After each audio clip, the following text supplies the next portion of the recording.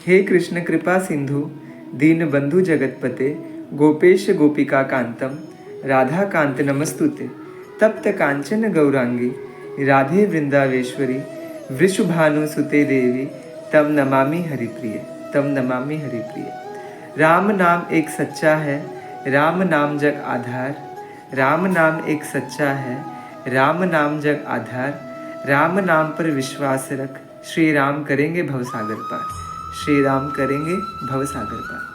आप सभी को ओम नमो नारायणाय। भक्ति कृपा सिंधु के इस यूट्यूब चैनल पर आपका हार्दिक स्वागत है। और आज हम राम नाम महिमा इस प्रसंग को समझने का प्रयत्न करने वाले हैं एवं शिव जी द्वारा माता सती का त्याग, इस प्रसंग को भी हम समझने का प्रयत्न करने वाले हैं। तो तुलसीदास जी रामायण में लिखते हैं, एक बार त्रेता जुग माही शंभु गए कुंभज ऋषि पाही। एक बार त्रेता युग में शंभु जी भगवान शिव माता सती के साथ कुंभज ऋषि के आश्रम जाते हैं। वो कुंभज ऋषि के आश्रम में भगवान श्री राम नाम की कथा सुनने के लिए वो माता सती संग वो कुंभज ऋषि के आश्रम में जाते हैं।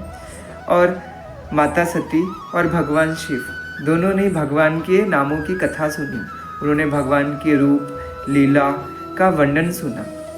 और कुछ दिनों के पश्चात जब वो प्रभु भगवान शिव एवं माता सती कुछ दिनों के पश्चात जब कथा सुनकर जब वो पुनः कैलाश की ओर प्रस्थान करते हैं, तो प्रभु शिव के मन में एक बात चल रही थी। प्रभु शिव जी के मन में एक विचार आ रहे थे कि त्रेता युग हुआ है और भगवान सच्चिदानंद ने श्री रामा अवतार लिया है।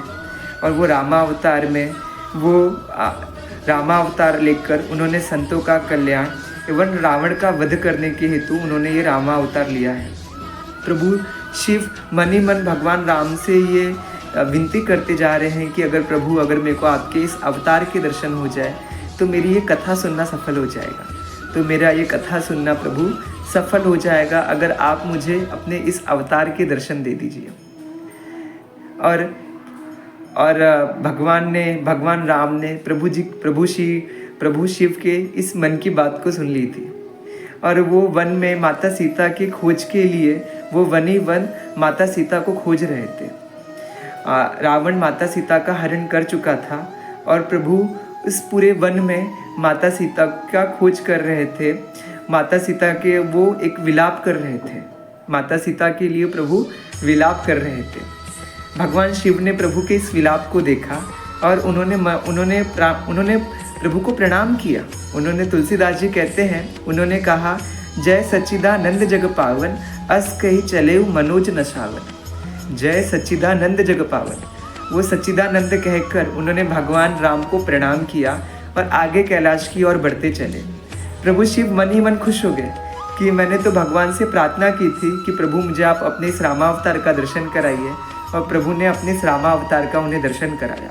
पर माता सती ये सब देख रही थी। माता सती को मन में बड़ा शंका उत्पन्न हुआ कि वो भगवान शंभु जिसको पूरा संसार पूजता है, वो शिव जिसकी पूजा पूरा संसार करता है, वो परब्रह्म शिव, वो भगवान शिव एक युवराज को प्रणाम कर रहे हैं। और वो भी एक ऐसा युवराज जो जंगल में अपनी पत्नी सीता के लिए वो वन जाकर वो रो रहा है। वो एक ऐसा युवराज जो वन में सीता की खोज के लिए प्रभु वन में रो रहे हैं।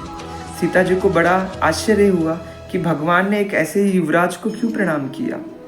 उन्होंने शिव जी से पूछा कि प्रभु आप तो खुद परब्रह्म का स्वरूप है, तो आपने इस युवराज को प्रणाम क्यों किया।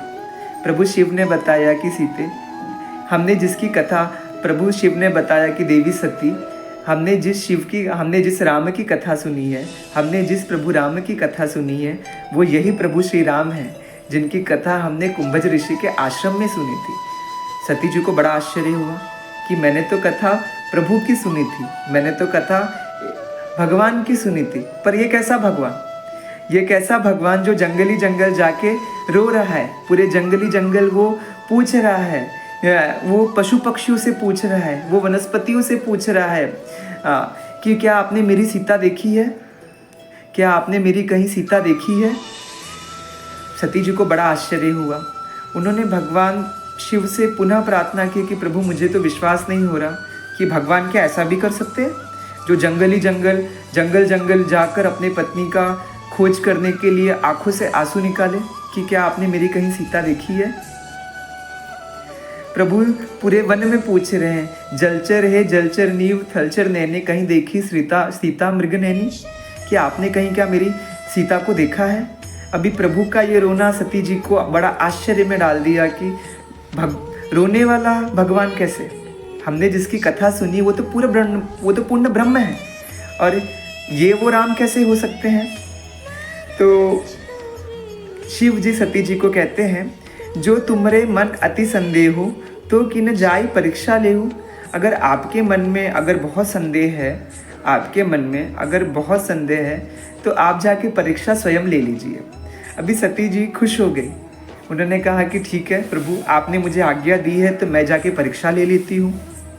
अभी देवी सती माता सीता का रूप बना के वन के एक वृक्ष के सम्मुख आके बैठ जाती है, और प्रभु श्री राम लक्ष्मण के संग सीता जी की खोज कर रहे हैं। पर जैसे ही प्रभु श्री राम ने देवी सती को सीता रूप में देखा, उन्होंने देवी सती को प्रणाम किया। उन्होंने कहा, हे देवी सती, आप प्रभु शंभू को कहाँ छोड़ा है? उन्होंने इस सीता रूप में बैठी देवी सती को उन्होंने प्रणाम किया कि हे देवी सती, आप मेरे आराध्य प्रभु शंभू को आप कहाँ छोड़ा है?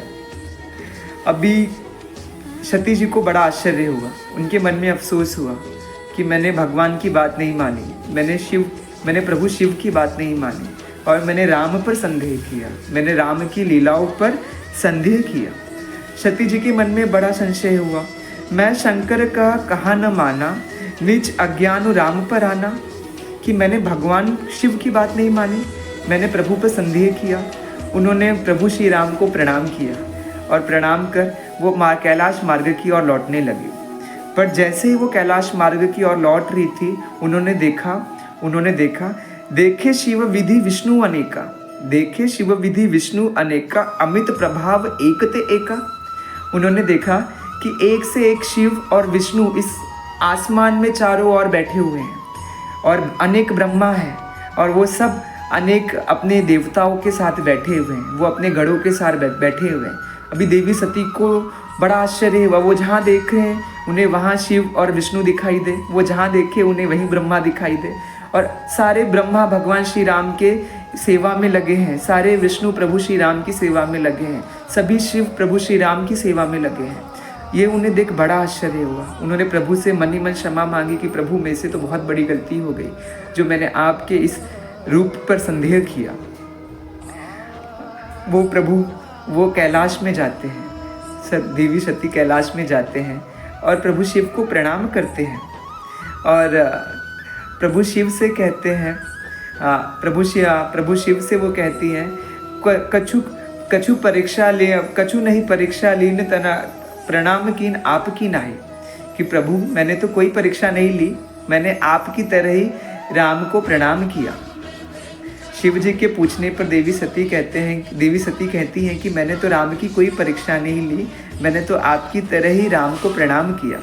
पर शिव जी तो परब्रह्म है, वो समझ गए, उन्हें पता था होई वही जो राम रचि राखा, कोकर तर्क बड़ा भी साखा, होगा वही जो प्रभु श्री राम ने लिखा है, और किसी की भी हिम्मत नहीं जो उनके लिखे विधान पर आपेक्ष कर सके।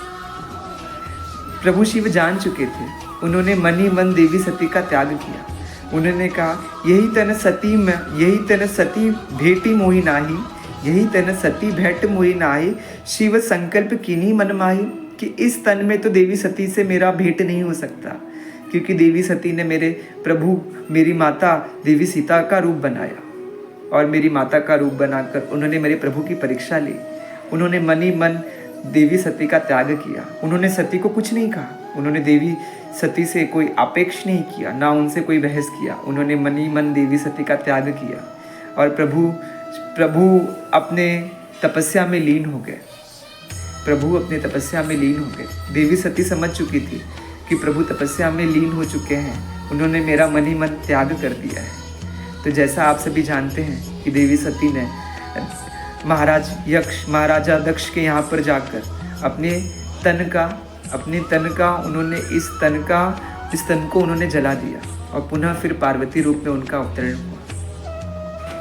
तो ये कथा हमें समझाती है कि प्रभु हमारे एक है, बट उनके रूप अनेक हैं, उनकी लीलाएं अनेक हैं। तो हमें ज़्यादातर उनके रूप और लीलाओं को देख संदेह उत्पन्न होता है, पर भगवान कृष्ण गीता में कहते हैं कि मेरे रूप और मेरे कर्म और मेरे गुण सब अनेक हैं। एक बार कबीर जी प्रभु श्री राम का भजन कर रहे थे, और सब जानते हैं कि कबीर जी जिनका ताल्लुकात एक मुस्लिम परिवार से रहा है। तो कुछ पंडितों को कबीर जी पे बड़ा अपेक्ष था। वो कबीर जी को कहते हैं, कबीर जी आप राम नाम तो बहुत जपते हो, पर आप किस राम की पूजा करते हो? एक राम दशरथ का बेटा, एक राम है जगत पसारा, एक राम घट घट में बैठा, एक राम सबका प्यारा। अभी कबीर जी सुने, कबीर जी को बड़ा आश्चर्य हुआ कि मैं किस नाम की पूजा करता हूँ। कबीर जी अपने गुरु स्वामी रामानंद जी के पास जाते हैं और उन्होंने पूछते हैं कि सभी ब्राह्मण मुझसे पूछ रहे हैं कि मैं किस राम की पूजा करता हूँ। रामानंद जी कहते हैं कि कबीर उन ब्राह्मणों को कहें, वही राम दशरथ का बेटा, वही राम ने जगत पसारा, वही राम घट घट में बैठा, वही राम है सबका प्यारा, वही राम जो परब्रह्म है, वही राम सगुण और साकार रूप लेकर आता है। तो राम नाम की महिमा अनेक है। हम किसी रूप और किसी लीलाओं पर हम संदेह करते हैं, ये हमारी अज्ञानता है। प्रभु की लीलाएं हमें कुछ भी शिक्षा नहीं, ना कि तेरे नव्य वाणी